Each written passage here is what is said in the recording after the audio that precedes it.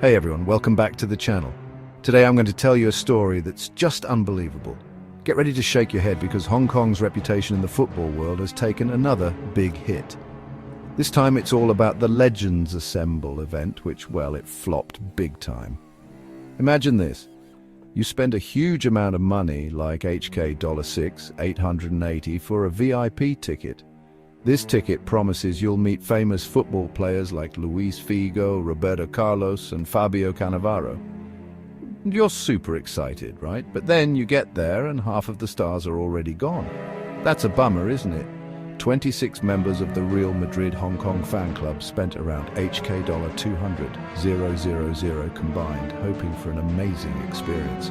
Instead, they got a rushed 15-minute meeting with just a few players.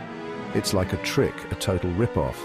Does this sound familiar? It's a lot like the Messi situation from February. Both events were run by groups that had no experience with big events. They made promises, got everyone excited, and then fans ended up going to the police instead of taking selfies with their heroes. And how many people showed up? Only 7,982 fans in a stadium that can hold 40,000.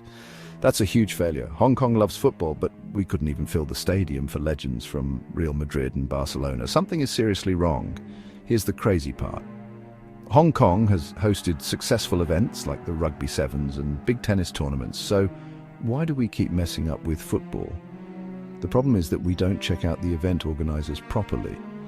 Legends Assemble, just like the Messi event, showed that they didn't know how to run a big event or understand football fans, but they were still allowed to do it. What happens now? Every time an event fails, Hong Kong looks worse to international sports groups and good organizers.